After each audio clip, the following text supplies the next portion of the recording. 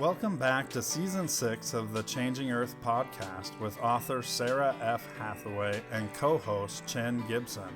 Blending survival, fiction, and fact to bring you entertaining education that will help you dream, survive, and thrive. And now, here's your host, Sara F. Hathaway and Chen Gibson. Hi, and welcome back to the Changing Earth podcast. This is episode number 202, Season 6, Episode 2. Hey, Chen, thank you for joining me. How you doing today? Doing good. Chin's up. Yeah, 202 episodes, man. That's 2002. It's like I just started. Yeah, 2002. It's like, wow, time just flew, man. I've been doing this for years. So I have been working with a crazy busy schedule right now, with the full-time job, running a couple other businesses on the side, and getting my instructor certification stuff at martial arts, still working on that, on all the training that I do.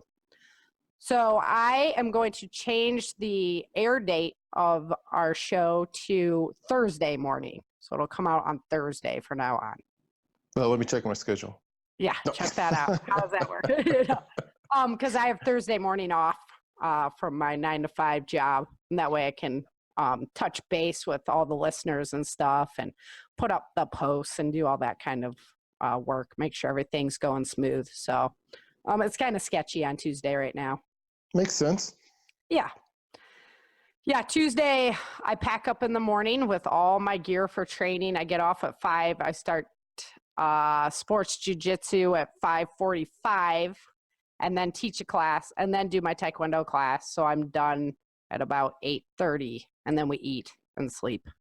So that's my whole day. Yeah. You sure you sleep? It sounds like you're like bing, bing, bing, bing, bing.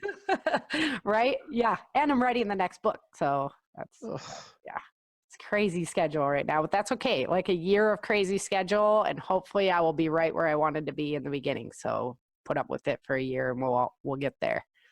Yes, ma'am. So I don't know about you over there on the East Coast, but on the West Coast, we have been having some crazy weather. It's been brutally hot over here, like 100 degrees on the thermometer outside today. Is that out of the character for May? It feels way too hot. Okay. I don't know what August is going to be like if it's this Fair hot enough. already. Fair enough. Yeah, because usually, in California, we get a handful of 90-degree days in May. It wouldn't be I wouldn't be so surprised if it was 100 degrees, but it's actually like 50 degrees and raining still. We're like, what the hell is going on? Did you move to Washington State? Right? So, but I guess it's been crazy across the whole country. I just read a report that the corn crop is only 45% in from what it should be right now because of all the crappy weather, right? All the rain and floods and stuff. Mm-hmm. So, everything has corn syrup in it. I feed my animals a lot of corn. That's going to just kill our prices and stuff like that. Kind of concerning, to say the least. Looks that way kind of across the board with this weird weather. Like Australia is importing wheat right now because they just haven't had any production. And so those are the kind of things I kind of keep my eye on, Yeah, it's good. The widespreading effects that this kind of stuff has. Right. So, and as far as food cost goes, I mean, that's where you can just see mega inflation super fast. That would be an economy cruncher right there. No, it's okay. The economy is so strong now. Oh, yeah. All right, what else do we got on the board today? Endless Night. I was talking to you before the show. I just got the audiobook all uploaded, so that should be here in about 10 days. And then I always have some free codes to give out at that time. So nice. Yeah, that's fun. That cover is ridiculous. Oh, right. And then I got the eyes, too, on the audiobook cover as well. It looks really good. So yeah. That's like one of my favorite cover designs I've done of all my books, I think, for sure. I like the first one too, the Erica paddling. That was a good one. Walls of Freedom was pretty cool as well. It was difficult to make it look like the writing was like down the wall. Mm-hmm. So Yeah, I like that stuff though. Fun stuff. I guess Doug Hogan's designing a lot of covers now, and they're pretty sick too. So, Yeah, he's a talented guy. right? It's pretty I know. amazing. The print book will be out right around June 1st as well. Everybody's got to get over there and get one. June 19th is my birthday, actually. So think of it like a birthday present for me. An early present. Right? An early present. Right. Oh, good job not asking the lady how old she was going to be. Didn't say a word, did I? No, you didn't. I could like hear the silence on the other end, just like gripping me. Hey, I'm married. I know. That's like, man, that's like, man, I just lost a lot of weight. Well, what do you weigh now? Nope, don't go there. You look good. Yep. Yeah, exactly. The other thing that's been fun, we've been reading the new book, Hope on the Horizon. Just got back from the editor, so you'll get to look forward to that soon. I was gonna say we. Yep. Well, me and my husband are. Yeah. He gets first read at it. I tie him down and make him read my books like 6 times over. Till he's just like, okay, I got it. No. We always find new stuff in there, like every time, you know? So Yeah. it's really hard when you have that many words on a page. But yeah, I'll be sending that out to you and my other beta boys to get that taken care of as far as the audiobook goes. So you'll get the sneak peek. I told you that one time I was beta for reading for someone, and they had a brown Heineken bottle. I was like, wait, wrong color. Yep. Heineken is not brown. I've studied it. Yeah, right. I've taken notes extensively on this. Yeah. I just pulled a similar error in Hope on the Horizon. Not that bad though. But I had a character with like strawberry blonde hair, strawberry brown hair. And then it turned full brunette. You know, my editor's like, I thought you said. I'm like, wow, good catch, dude. Yep. It's those little things that people love to call you out on. Oh, it is. Oh, that's why I don't put the guns in my books anymore. I did on one story, right? And I heard so much back about the gun technicalities. I was like, nope, I'm done. Not happening. Now it's just a rifle, a shotgun, or a pistol. Everybody deal with it. Put your own imagination there. Is it Glock? Is it 1911? You do whatever you want to do. Whatever you want it to be there. That's funny. Yep. It's like a whole new language, you know, just for writing. I'm like, yeah, I already had enough to learn when I had to learn English. All right, so this week in the story, last week in the story, we were catching up with Dexter. So it was actually a time lapse back into the Dark Days in Denver story. What happened to them? Where did they go? Because that was never really explained in that story. And then I also introduced Jasper's character. Jasper. I picture him like the old, not super old, but like the miner, you know, just a little bit overweight with like the dingy clothes and like the tooth stain, right? Like, Jasper. Doing what he does to make some little extra money. Yep. What does he say? Don't judge me, boys. It's crazy. So this week we're continuing with Dexter's story, and you know, the Johnny making this move is just kind of crazy for them to just be like, oh, we're just going to walk into the central region and, you know, not get caught, be able to move in and out like ghosts. So a little arrogant. And it really got me thinking about, you know, different moves that we would make for our loved ones. And I don't know how far, I don't think you are a normal human being if you wouldn't, you know, sacrifice just about anything for your loved ones. So kind of an iffy topic, rough topic, but I thought it was worth exploring because it's something you're going to have to think about now for multiple reasons. So we'll get into that. Yes, we will. Yes, we will. So let's go ahead and get into the chapter 2 of The Endless Night. I'm getting all my books mixed up now in my head. Because I'm just editing and writing too many. Everybody's putting too much stress on me for the next book. I need my safe zone. It ain't gonna happen. Keep writing. The snowflake is melting. Need to get you out of Cali. Yeah, right. Oh my gosh, it's contagious. All right, so without any further ado, let's go ahead and get into chapter 2 of The Endless Night.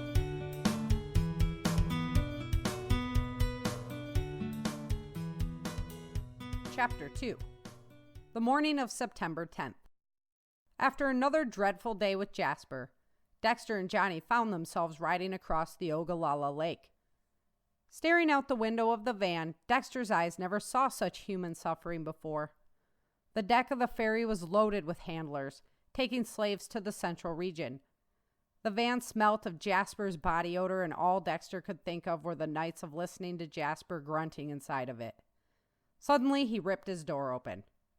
"Where you headed, boy?" Jasper asked him. "I want to get some air," Dexter replied. "Get back here before we make landfall," Jasper advised. "I will," Dexter assured him, closing the door.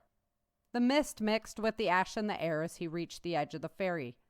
He stared out at the darkening water. "Hard to believe this all used to be solid ground," a man commented, approaching him. He was an older man, but Dexter envied his muscular frame. His skin was black as the night, and he looked at Dexter with striking green eyes. His goatee was neatly trimmed, and he held himself with dignity. "Melvin Sanders," he said, extending his hand. "Just in case," Dexter responded, shaking the man's hand. "Trouble on your mind, son?" Melvin asked, studying his facial features. "I guess," Dexter told him. "First time seeing the city?" Melvin inquired. "No, I saw it when it was still under federal control," Dexter admitted. "Different place now, isn't it?" Melvin asked. "Sure is. What's up with the sun and this ash?" Dexter wondered. "I heard Yellowstone is erupting, but communications are down in the west. Right after the Merc forces took Denver, the radios went dead," Melvin explained. "The Merc forces took Denver?" Dexter asked, praying that his family was safe. "Yup, the west is free," Melvin declared. "Free to do this?" Dexter asked, looking at the people in chains. "Hopefully law can be restored once the feds have been taken out," Melvin explained. Watching the shoreline rapidly approaching, Dexter turned toward the van. "It was nice meeting you," he told Melvin. "Hey, kid, are you sure your name is Just in Case?" Melvin asked. "Yeah, why?" Dexter asked. "You look a lot like someone I know. You could be her son. The resemblance is so uncanny," Melvin replied. "Nope, born and raised Just in Case. My mom passed when I was little," Dexter lied, wobbling a little as the boat touched down at the shore. The vehicles lined up to exit. Jasper was slowly inching the van forward as Dexter opened the door. "Thought maybe you had been swooped up by another handler," Jasper teased as Dexter sat down. "No, I'm good," Dexter told him. The van bumped as it rolled off the ferry. "Okay, boys, from here we're headed north to make ourselves rich," Jasper elated. Driving up the highway, Dexter watched the landscape roll by. A trickle of a river flowed slowly through a dry riverbed, and Dexter read the sign, Red River. "We're in federal territory now, boys," Jasper said nervously. Johnny looked back at Dexter as the van rolled up to a heavily armed checkpoint. A young guard came out of the shack to meet them. "Papers," the soldier ordered Jasper as he stuck his head in the window, peeking at its occupants. Jasper handed the young man the documents. Looking them over, he asked, "Who are your two young friends?" "Refugee boys I hired to help me transport the girls," Jasper explained. "Keep a tight leash on those boys. If they're not with a handler, they'll end up the property of the Federal Republic of America," the soldier explained. "I won't let them out of my sight," Jasper told him. "You're free to go. You're just in time for the auction tomorrow," the guard explained. "Thanks," Jasper replied, rolling up the window. "You guys heard him. Unless you want to end up here forever, you better stick close." They drove the 5 miles to Chattanooga as the dim light left the sky. Dexter watched the women's facial expressions grow more fearful as each mile passed. When they finally entered the town, Jasper found a spot in a large parking lot where they could park the car for the night. He slept inside with the ladies, while Dexter and Johnny made do with the ground outside. Federal guards patrolled vigilantly, and each time they were approached, Jasper presented his handler's license. "How do we suddenly become slaves again?" Dexter asked Johnny as they stared at the lights in the town. Music played in a nearby bar and men laughed and yelled out the front. "Central Region, no paperwork equals slaves," Johnny replied. The morning didn't offer a reprieve from the orange haze that was blocking the sun. The world was barely illuminated as they entered a large building with the women in tow. Dexter furrowed his nose as they entered. The air was musty with humidity and sweat. Jasper lined the women up so they could be evaluated for the auction. Outraged by the treatment they received, Dexter watched them get their teeth examined and their breasts measured by the man checking them in. "You want to sell the boys?" the man asked. "They can fetch a pretty penny." Jasper looked at each of them in turn. Dexter could tell he was pondering the idea. "Nah, I think I'll keep these two around for a while," he commented, laughing. Dexter's heart pounded rapidly in his chest, and his mind was freaking out. "What am I doing here?" he asked himself, realizing he could be placed back into the refugee system at any time. Watching the people line up to be sold to the highest bidder, Dexter waited with Jasper for his ladies to go up on stage. The endless banner of the auctioneer filled his ears. He watched the half-naked bodies enter the sales spot on the stage. The stagehand would highlight their physiques, but Dexter couldn't stop looking at their eyes. He knew the fear that lived there. "Look at that girl," Johnny commented to Dexter. "Doesn't it look like the letters TJ are cut onto her back?" "It does," Dexter confirmed. "That's one of TJ Swenson's girls," Jasper mentioned, overhearing their conversation. "He's one of the finest bounty hunters in the federal territory, but that guy is psycho, and all his girls are used up. Don't ever buy one. She won't be worth the price you pay for her." "He cuts his initials into their back?" Dexter wondered. "Yeah, with his whip," Jasper affirmed. "Sounds like one sick dude," Johnny agreed, as the first of Jasper's girls came up on stage. Dexter watched their sullen faces as the price for their lives was negotiated one by one. Even Missy was amongst the girls on the stage, making Dexter despise Jasper even more. His heart felt for them as they were led off by unknown handlers to live out their days in captivity. Dexter dragged his feet along as he followed Johnny and Jasper to the payout man. "All right, boys," Jasper elated, turning away from the counter with a handful of vouchers. "Let's go to the store." Not daring to leave his side, Dexter watched Johnny taking note of the handler's license as Jasper produced it time and time again. "It's going to be impossible to get to the Capitol," Dex whispered to Johnny. "We're in. We're not going back," Johnny insisted. They followed Jasper into the store and helped him load the supplies that he had traded the vouchers for into his van. "Let's get out of here and back to freedom," Jasper directed as he hopped in the front seat. Johnny motioned for Dexter to sit in the passenger seat while Johnny climbed into the seat behind Jasper. As soon as Jasper sat down, Johnny reached over the seat and strangled him with a piece of rope. Dexter watched Jasper struggle against the cord. He looked at Dexter and reached out towards him as the life ran from his body. "Get him in the back, Dex," Johnny directed, watching a soldier head their way.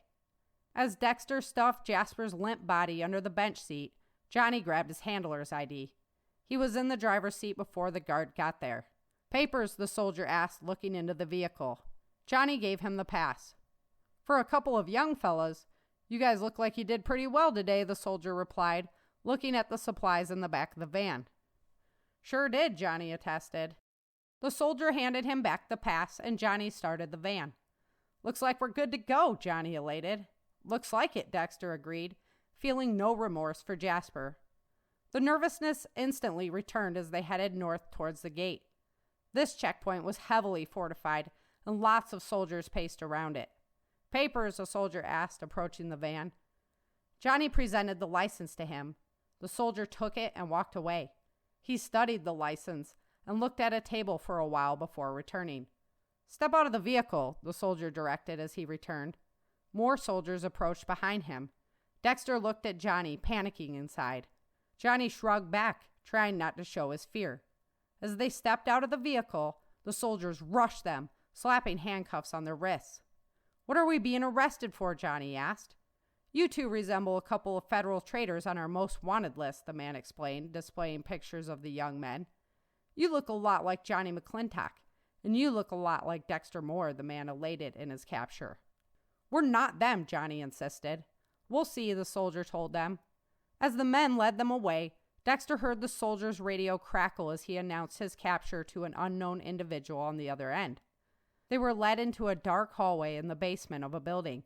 The walls were lined with cells as far as Dexter could see. He shivered in the dankness as he watched Johnny be led off down another hallway. It looked to Dexter like they would be heading to the Capitol after all, just not how they intended on getting there.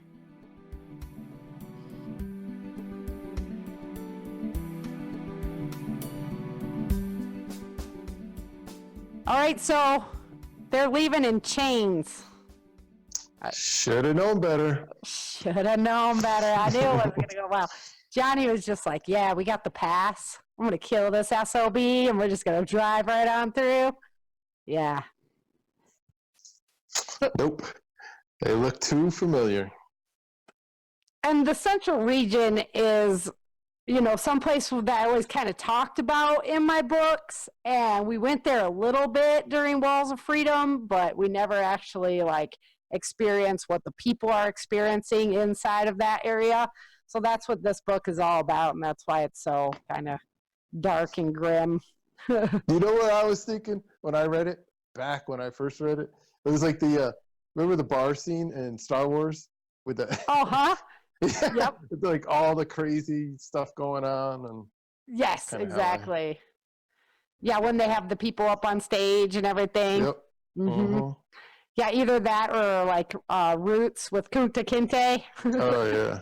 Right? Oh, my goodness. That was a long time ago. Right? I know. Catholic school. Yeah, we had to watch it in school, yeah. Yep, we had to watch Roots in Catholic school. Uh-huh. So. Count your toes. Yeah. So crazy steps that we'd take for loved ones. And when we started talking about doing this topic, I was like, everybody understands that you would do some crazy stuff for your loved ones. I didn't ever ask you, do you guys have any kids? We have a furry kid, that's it. All right, yep, just furry kids. Yeah, I was curious. See, so I could put my kid in a cage and lock him up for a couple hours and I don't go to jail. Right?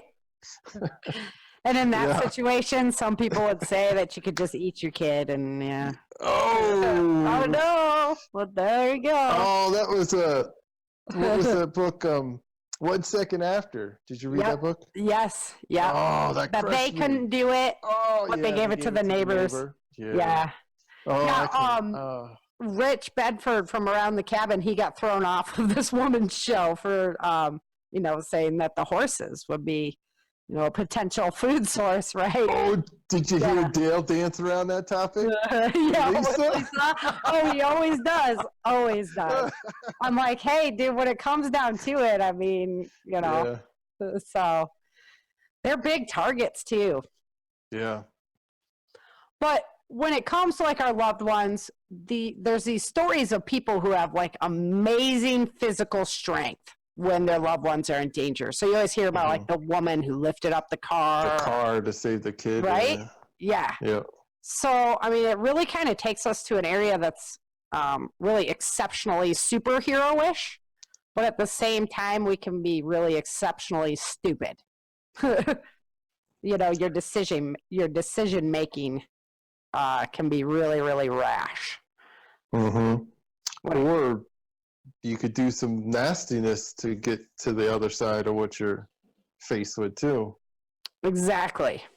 That you could compromise your ethics. That's what I was. Yep. And I thought about ethics in two ways because I know when you have children, you kind of want to maintain your ethics on a higher level because you're setting that example for them, You're trying to show them how they should be to be good people. Right. However, if you're sitting there watching them starve, that's going to put some different ideas into your head. So I thought about it kind of either way there. And even not even back in the storyline when Star's mom had to be, couldn't go on any further. And Erica had to do something that she really didn't want to do. Right. Remember Yeah. when she put her mom down? Yeah, exactly. And self-sacrifice, right? Like I would do the Yeah. same thing. I'd be like, kill me so you can get my kid out of here, Yeah. and be safe. Yeah. Those types of decisions that, you wouldn't even second guess for a minute. You never really realize it till you feel that bond with somebody where you're like, would I even want to live if I knew that you weren't there? I don't know. Mm-hmm. And it's easy to make statements now. It's like you always hear in like certain in certain circles, like, oh, I just like shoot the neighbor as they walked up to the house, or Mm-hmm. It's easy to say stuff now. When it all goes down, you're gonna. It's not going to be that way. Yeah. Yeah. And especially because, like, I see it as like a slippery slope. So it's not just going to be tomorrow you wake up and it's Armageddon. It's not going to be like an instant. It'll be like that slow drowning, so that you're just going to work normal and things get rougher and there's more civil unrest going because people aren't as comfortable anymore. And, none of those things begin until people are uncomfortable. So, I don't see it as, I would see it as like bonding together with your neighbors to try and protect your community before you would just Yep. turn and shoot your neighbor. So. Yeah, I agree. You have to have good allies. Right? Yeah. You can't. Yeah. I used to think the same thing. Like, oh, my family and I would just bug out to the woods and whatever. I can live in the woods and I know what to eat and I know how to survive there and I do just fine. And a lot of that is true. Right. However, like my kids don't want to be living in the woods. They're going to be annoying as hell. And yes. For how long and what's going to happen? Yeah. You got to provide food. You got to sleep, you gotta, hygiene, you got eventually security. You have to grow food because you're not going to be able to just wild forage forever. You're going to be brought into areas where people are if you're doing that. Yeah, I mean, if you forage and hunt, you're going to deplete the resources and have to be nomadic. Yep, and then you just run the risk of going into areas where you're not familiar with, and somebody else might be very familiar with it. So the other way that I kind of thought about this is like, we're recording Memorial Day weekend. Excuse me. I got all choked up over that one. And, a lot of people go to war every day to defend our freedoms and to protect the way of life that we love. And they're doing it for their loved ones. Mm-hmm. And so that's, something that people do every day all the time. And so how much of life are we just living for our loved ones? This is an everyday survival. Yeah that's what I was like when they play those commercials and stuff and they have the parents surprise the kids in the gymnasium or whatever. That always chokes me up. Oh man, those kill me. Yeah. Because I wouldn't want to be away from my spouse working and stuff for like a month, let alone like have them go off to an area where it's like war torn and stuff. And they're gone for months. Yeah, and months. 6 months, a year, whatever their deployment is. Yeah. That's why I was teasing with my husband. I'm like, I'm going to become a contractor. I'm going to train and do that. And he's like, hell no, you're not. You want to stay at home. You can go down to the martial arts studio and do all that stuff right there, but you are not going to do that. I'm like, okay. Yeah, work your energy out at the dojo. Yep. You are not going to learn that stuff. All right. And then the other, like, another con that I thought of, because I've tried to do, like, a pros and cons list of what, are, like, the good parts of acting in your family and your loved one's best interest, but also the bad parts. And I just did the show on human slave trafficking with Skip. Yeah. And a lot of those people will sell themselves into that situation to try and improve their family's life. So It's amazing how in this modern day that's still a thing. Right? It's sickening. I mean, we have to. Sickening. We go through like be aware of training kind of stuff, and it's sickening. It's sad, and it's just amazing that we're here. All this wonderful life everybody leads, and then there's people out there being like sold into slavery. It's holy smokes. Yeah, and what really grips me is there's so many people like, oh well, my ancestors were slaves. Well, if you want to solve the problem, let's solve the problem that exists right now. Like, right? Like, let's. So they just did a bust in Michigan. They got 123 children in one swoop that was part of this whole sex trafficking ring. Mm-hmm. So it was a really good bust. But I remember years ago I went down to Daytona for the Daytona 500 race, right? Mm-hmm. And we were talking to people down there, and they were saying they were bringing girls in for that event. Yeah. That's just sick. Right? That's disgusting. It's like, holy smokes. Yeah. It blows my mind. Honestly, I just don't. We're supposedly like so advanced and evolved, and so a lot of people are like at the end of the end of Dark Days in Denver. They're like, wow, you're going in, like, how come you're going into this human trafficking thing? How come it exists in your book, And I'm like, well, think about it. The worse that it gets, as far as society goes, you don't think that people would be turning right back to those? It happens right now.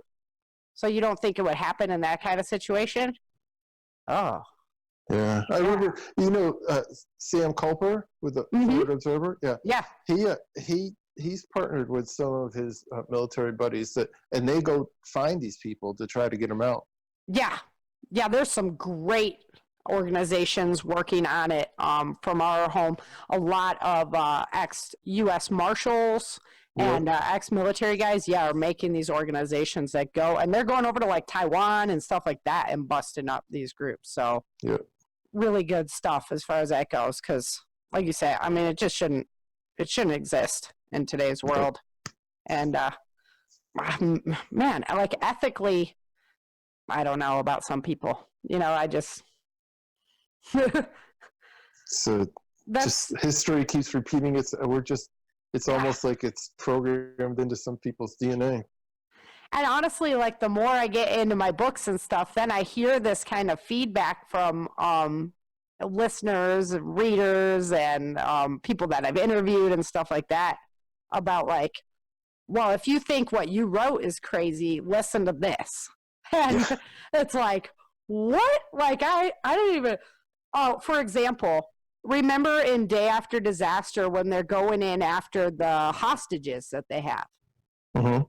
Dude's like, I would never wait for somebody to come in after hostages that I have. What I would do is start sending the hostages back a piece at a time. Like, finger, and then, right? I got the piece. I understood the word piece, Yeah. Oh, and I'm like, what? Like, how could you even think that way? How can your brain even think that way? And so, it was really eye-opening for me, too, as I write these stories and develop them on how my morals are very different from some individuals. So that's going to bring us into next week's show. So, brother. Doesn't your editor want you to write some happy books? Well, that's hope on the horizon, right? Hope is on the horizon. No, I don't know. I don't want you to, it's like you're teasing me. There's a carrot out there. Yep. I'm going to get all excited about a happy story, and you're going to like smack me upside the head. I don't know. You just have to wait and see. I'll let my guard down. It's not like I'm the author or something. So what my natural next step, like what I started thinking about, okay, well, how do we keep our families safe then, right? How do we do that? And Dale and Lisa over at survivalistprepper.net actually have a pretty cool article, and Dale suggests a book is called The Family Survival System. And if you grab it off of survivalsprepper.net website, he gets a little bonus. So if you're going to grab it, why not do it with Dale and help him out? So Dale really recommends this book because if you're just coming in to being a prepper, you would get a lot of great stuff out of it. But also if you're a seasoned prepper, you're going to get some great stuff out of it. And one of the things that I really keyed into was the makeup of your family and how it affects your preps. Is that eyeliner or? Yeah, well, he has like the chapter. Makeup. Yeah, the makeup they're wearing. Oh, sorry. Because they have to be pretty. Safe space. Yeah. Well, that's cool. Yeah. Yeah. It's like the people that all plan on, all the rounds of ammunition and stuff, and then they don't have a fire drill set up or a fire where to meet. Yeah. So it's thinking through like who is involved, what are you planning for? And I would say plan on, because remember how I said I thought it would be like a slow process? Mm-hmm. So I would plan on like some of your closest friends as well and their families, because if it was a situation like that, you'd probably be together sooner rather than later to help protect each other. Yeah. Although I don't know, we're kind of all like climbed into our hobbit holes now. We like to work from our own security, right? Yeah. I've signed up for a couple different services to try to stay abreast of craziness. Yeah. You have that one alert system. I gotta talk to Forrest about that, because I believe that I could help them out as far as the USA alerts. Yeah. Yep. Yeah. So. And Samuel's, I subscribe to Samuel's service, Samuel Culper's service. Yes. Another good one. Yeah, that guy is super smart. Oh, he is. I'm just like blown every time. I'm just like, whoa, okay. That's another like eye opener, And I was going to talk about that, about communication, because you had brought it up last time. Oh, yeah, I found another website, and it's weird. It's TolkienOnline.com. And so he talks about Tolkien's books, right?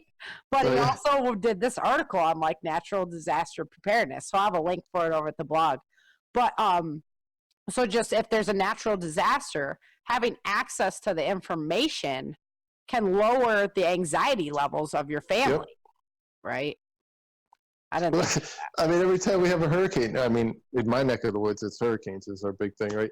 So we're always like glued to the TV watching the story. Okay, do we stay? Do we go? Do we stay? When's the cutoff? Where is it now? Yep. Yep. Yeah, so if those types of things went down, that would just be crazy because you wouldn't know where it is. Or like in a tornado area.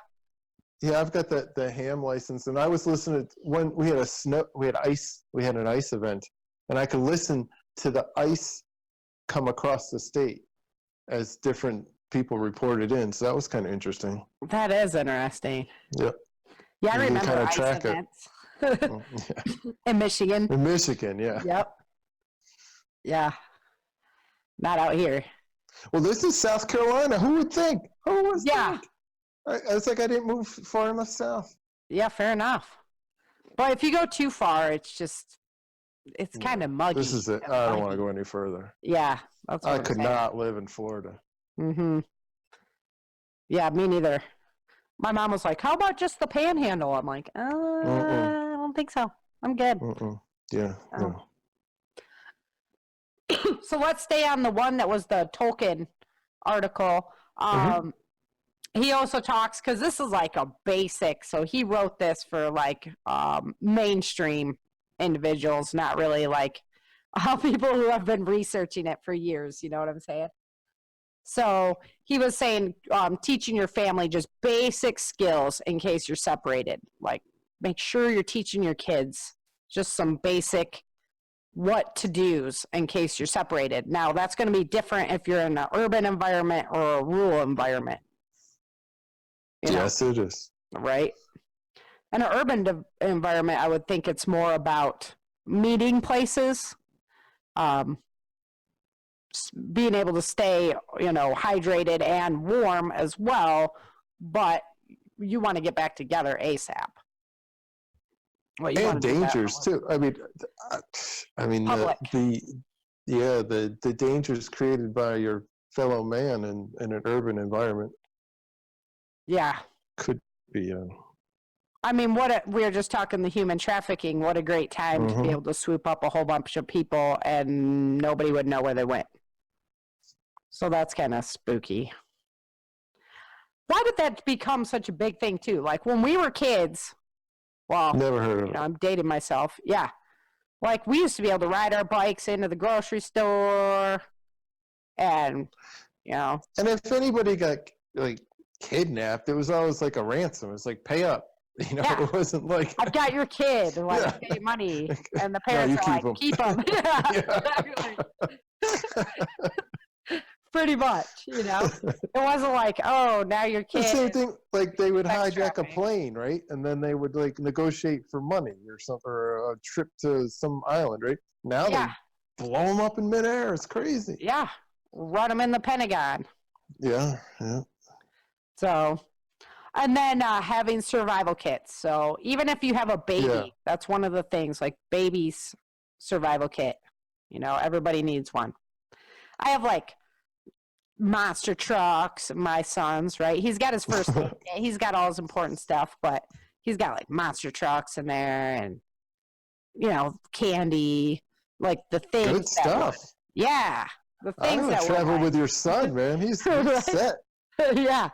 The things that would bring that smile, like let them know that everything's, I guess, going to be okay. Would be kind of a fallacy, though. Yeah, well, they always say that put like hard candies and stuff in your bags because that little taste of something sweet could just be the pick me up you need. Absolutely, and then you can always have like you can always use those for catching things too. Put it on a rat trap. You can catch animals with it. I'm hanging out with your son. I'm not eating dinner with you.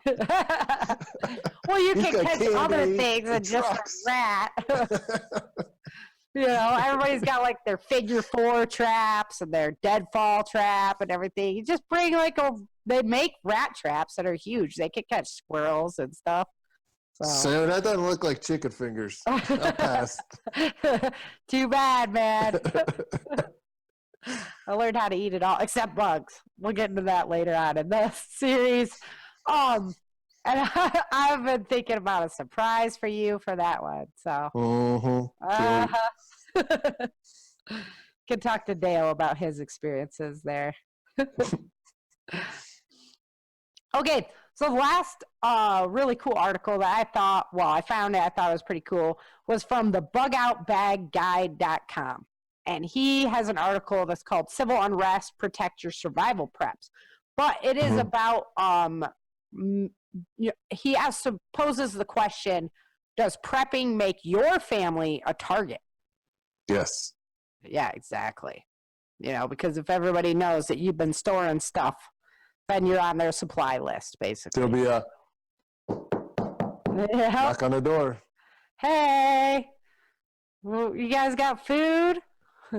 So I kind of think of that because I'm going to talk about it because I believe that the more people that are aware, they can prepare, and prepared people make prepared communities. So I'm not really one who's going to hide anything, although I will say that I don't prep as thick as I could because of the wildfire risk around here. I mean, if you have all that stuff stored and a wildfire takes your house, and all that stuff's gone. All that stuff's gone, right? So I'm more into learning what I can get in nature available to me. And you could, like a person in that situation could prep with friends or family in different locations, so all your eggs aren't in one basket. Fair enough. You could always have a bag, could you just store this box in your, basement for me or whatever? Yep, it's true. So you have like your so we kind of do that. So we have our like our home zone, and then we have our immediate zone of where we would go if our house was compromised, right? Where we would be going. So the plan B's and C's there. And then we have our extended zone beyond that. If it was a disaster in the south, then where are we going? If it was in the north, then where are we going? So we have that kind of outlined as well. Because like I said, my beginning plan was to just leave. I'd had no intention of staying here in California, especially. So the one nice thing is that we have rivers all around us. You have to come across a bridge to get to my house or to my community, right? So and a lot of people are like, yeah, we would just shut those areas down. Yeah. Yep. And then there is one area to get here, but it is taking you out into desolation wilderness. So you really have to know how to survive if you think you're going through that region. And it's also loaded with all the old mountain men and hillbillies and stuff that have been living out there a long time. All the growers of herbs. Yep, and they have things booby trapped and stuff like that. So, one of my favorite songs, Copperhead Road. Yes, have you ever heard that one? I don't think so. I'll have to send it to you. It's about a guy who's like his grandfather was moonshine, and then he went to Vietnam and came back and grew marijuana. And he used the same tactics as granddad used. Nice. It's a good song. I'll send it to you. Yeah, that's... So there's literally a road up there called Inbred Road. Like, literally, it's called Inbred Road. That's not right. No, it's not. And they are, like, big time. So, yeah, it's still pretty country in some of the areas around here. Even in California. It's a shame how parts of a state can rule the whole state. Yeah, and give us all a really bad image. Well, now they're trying to rule the whole country. Yeah. But, LA and New York. Yeah. Don't get us spooled up on that conversation. Exactly. New York's just as bad. So what is the present threats? So your present threats would be your neighbors. So I saw that as like a yes and no. Because it depends, I guess, like how well do you know your neighbors? And how well is everybody prepared for the situation at hand? Right. Absolutely. How well have they prepared?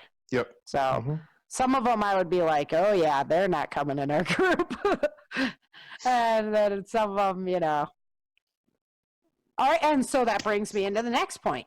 So he was saying isolation too. Isolation is a bonus, but it can also be a threat because if there's nobody around you, then there's no witnesses, right? Nice. Yeah. And I was like, wow, that's fair enough. That's true. Somebody remembers that house up on the hill.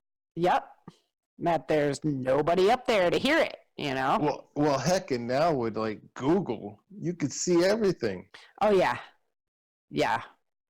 There's a way, I forget, there's a way you can go in and like put a cloud over your area. You can like opt out? Really? Yeah. Oh, that's cool. I can't remember how, but yeah, you can make it like fuzzy so that people can't see your area. It's crazy. It's freaky because I've like, over my house and like see my truck parked out there. It's like, oh man. Right? Oh, like there's my license plate number. Yeah. Oh yeah, when they do the street view and that car with the bubble thing on top comes through. Yeah. They don't do that at my house. You can't. Yeah. On mine, I'm like GPS still says I'm in the middle of a field. People are like trying to find my house. They're like, I'm lost. I'm like, I told you not to go off your GPS. Well, not unless you're a Australian sailor, they'll find you. Oh, she totally did. That one was like, boom, right on it. I'm like, no way. I thought she'd be calling for sure. Like, dude, I can't find it. No, she was right on it. Of course. I mean, she's working with the longitudes and latitudes all the time. And then burglars. And I thought that was kind of like, yeah, well, that's kind of your neighbor's or like the people you're worried about if you're in isolation, you know. So I thought that was kind of redundant, the burglars' present threats. But does do a long way to talk, to talk about like plants you can plant under your windows, things like that can really deter that type of activity. So yeah, our last house we had rose bushes planted under our windows. They look pretty, but man, they would stick you. Right? Yep. My mom has this plant that is like, I think they're yuccas. I think it's a yucca. It could be, but it could be bigger than. Anyway, it's like a iris, except bigger and like large and in charge. And these things are like blades on their leaves. I'm not kidding. They will slice you like a knife. I almost poked my eye out. I was trying to turn the water on.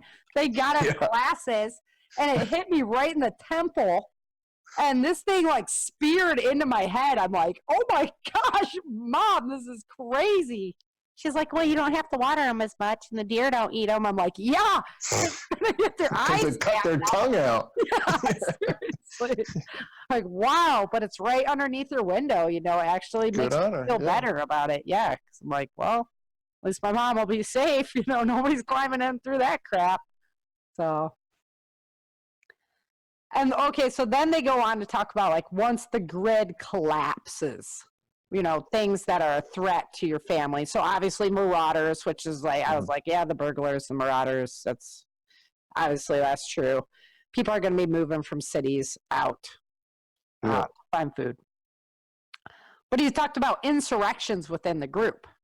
And I thought, yeah, really true. Like even the Donner Party, this was like real life, you know. And the Donner Party, when they were coming across, they had just made it through the desert and survived that. Well, two of the men that were in that group got in this huge argument. One ended up killing the other guy. And so they outcasted the one guy who had killed the other guy. And he actually I believe that was Mr. Donner. He actually made it over the mountain faster than the caravan that his family is now in. His wife and his kids are still in the caravan. And he made it over the mountain faster. He's the one who came back looking for them. So it was kind of like a blessing in disguise. But, you know, that's for real. Like, if you're a woman who's depending on your man and then there's an altercation and he's dead, I mean... And you never know, like, really what's going to spark something like that. Yeah, it could be little and it'll be super stressful. Even if you got your ducks in a row, at that time in world history, you're going to be so on edge. I mean, everybody is. Yes. So anything that, like, well, maybe we could have got along before, we'll be like, no way. Oh. Yeah. I've been, I don't know if I should share that one on there. I even had an altercation recently with somebody that and I'm like, okay. So yeah, just different personalities are going to. So even if you were really good friends beforehand, that kind of stress, you don't know what that's going to do to people. So that's funny too, because before the show, we were talking about what our topic for next week was going to be, and you were like the governor from Walking Dead. The Walking Dead, yeah. Right, and I don't watch it because I don't want my story to get blended or have any ideas from them. And so in this guy's article, though, he called like the guys who rule by tyranny the governors. So obviously he's watched it. Yeah. Yeah, I just read the bullet point. I'm like, oh, there you go, Chid. Chid, he's on top of it. Right? Yep. But so the pre-show discussion was that I read one of the books that was a prequel, and it told the story of the governor. It was super interesting. Yeah, I definitely have one of those coming. Definitely. Yes. It'll be good. Like I said, I'm going to be throwing that book across the room. Yeah. You guys hardly made it through the endless night, so I thought you guys were going to bail out on me halfway. I was worried. I'm like, no, it's okay. Just keep reading. it might not work out the way you thought it was going to work out, but it eventually kind You constantly pull a rug out from under us. of. Yeah, I did on that one. But like I said, the story had to be told. Mhm. So yeah, that's all I've got on the docket as far as, I just wanted to go through that conversation because the more that we can realize, conceptualize what the possibilities might happen then, the more we can be prepared for it if that's possible. I don't even know that that's possible. Yeah, I mean, like when you mentioned this whole topic to me, remember I was thinking like the whole reason why I got into this genre was so we have limited time, right? So we all want to just kind of like wind down and a little entertainment or whatever. So that's why I started reading these prepper fiction books, was just it's entertainment, but then you can use it to bounce ideas and it gets the juices flowing. You start thinking and you learn a little along the way instead of just wasting time reading Absolutely. Hitchhiker's Guide to the Universe or something. Right? Sit there laughing, or you can have a good laugh or have a good yell or scream. But then, and maybe you'll do something to improve your life. So same thing with movies too. Yeah. We, a lot of times my wife and I'll be sitting there in the living room watching a movie and like, oh no, I wouldn't do that. Yeah. Oh my gosh. Yeah. That's the worst idea. Joe Rogan had a guy on the other day who was like a real military guy, and he was talking about the Benghazi movie that they put together. Mm-hmm. And he was like, all the things that he can't even watch a movie because it's so not real when, you pull the grenade and there's a huge explosion or whatever, and it's like the gas bomb type explosion. And he's like, no, it's not how it happens, He's like, my wife throws me out of the room. You're ruining it. Yeah, just shut up, right? Just let it be Hollywood. His magazine just blew through like 1,000 bullets. He never had to replace it. So now I'm like counting. I'm like, oh, he's got a revolver.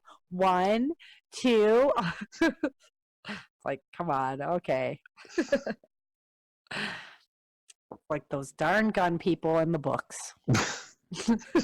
Reload your clip. Yeah, it's contagious.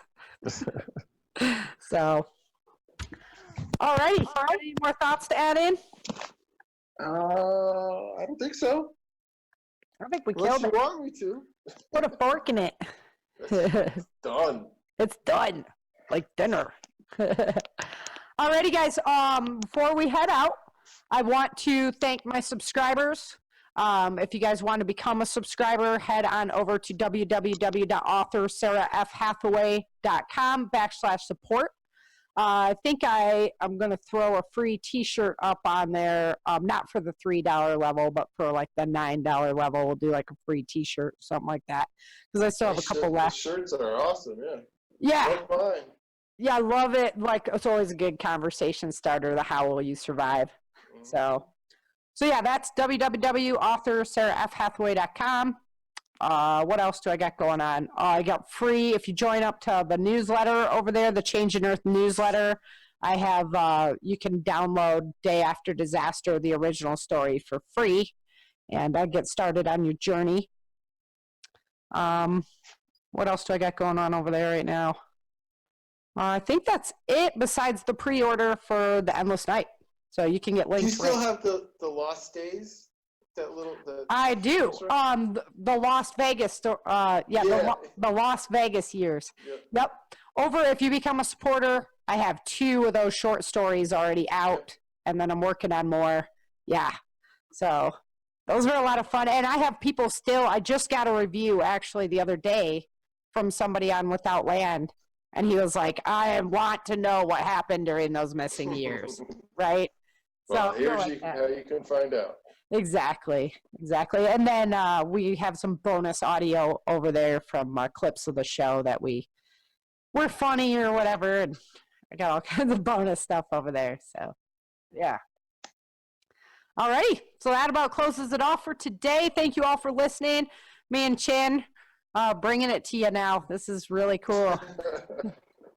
Well, that's 2 in a row. She hasn't kicked me off yet. So. Yep, I'm keeping him around for a while, I think. I really like having somebody to bounce back and forth with instead of just being a chattering head. So I appreciate your time. That's fun. I enjoy it. Yeah. All righty. Well, thank you guys for listening. And until next time, remember, dream. Thank you for joining Sara and Chen for this episode of the Changing Earth podcast. Don't forget to pick up your copy of Day After Disaster, Without Land, The Walls of Freedom, Battle for the South, Dark Days in Denver, and The Endless Night at www.authorSarahFHathaway.com. If you love the Changing Earth series and podcast, become a supporter while you're there. Then head over to iTunes or Amazon and let everyone know by leaving a review.